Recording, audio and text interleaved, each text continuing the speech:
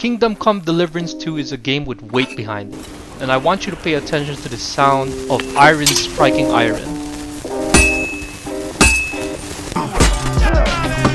When you're a fully armored knight with 60 pounds of armor and a longsword, you can feel the weight of your swing. Combat between knights is heavy, it has momentum, and it plays as if it was lethal to take a direct hit. Actions have weight, which means exhaustion is an opening to attack.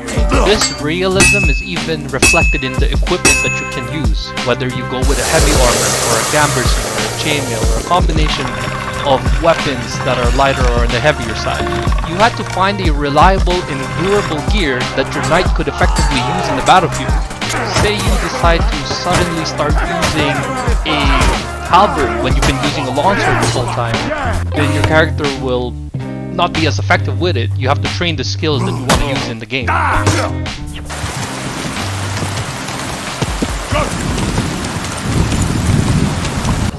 Okay, let's talk about the story then. Looking forward to new adventures? Adventures that will become the stuff of legends? The game will invite you with a call to adventure, and it will deliver that from the very beginning when it shows you what the game will build itself up to be.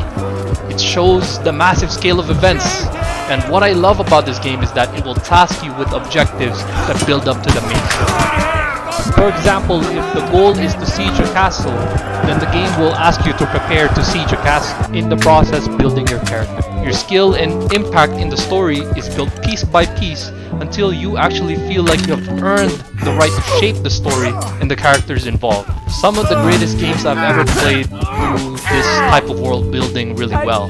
What makes this game special is evident in the downtime, even when there's not really a lot of things happening and you just get to exist within this world. The game acknowledges your existence and impact in the game, even if you're just getting wasted at a tavern, or if you're playing dice, or if you're walking through the market looking for affordable supplies, food, equipment, or weapons. When you explore the world, there's so much interesting storylines and characters that share with you what it was like to live during medieval times. In times of castles and knights, swords and shields, bows and crossbows, nobles and peasants and blacksmiths, which you get to play as a blacksmith and a knight. The game does not shy away in making you feel like the things you did in the world has an impact, and to showcase that, here's one of the early quests in the story. And that's thanks to you. The scene you made brought out nearly all of Troskovitz. A farmer with a medieval lisp tasks you with stealing a rival town's maple. As Henry was climbing, he got surrounded by angry villagers behind because he was trying to steal the maple. And eventually, when I ran out of stamina, I had to climb down, and I was pulled down from the pole, and I was surrounded, and I had to make a run for it. But then I realized that my armor was weighing me down, and I couldn't get very far until I was surrounded and beaten up and knocked out. By the time I woke up hours later, the world feels alive rather than just a collection of missions or things to do on the map, because it has character, and it invites you to be part of its own cycles. Overall, Kingdom Come Deliverance 2 is a great game, one of the best games I played this year, because it's grounded in realism and it's fun because of it. I'll show you. Kingdom Come Deliverance 2 understands something a lot of games forget. The adventures aren't the ones where everything is handed to you. They're the ones where you look back and realize how much of the experience came from your own decisions.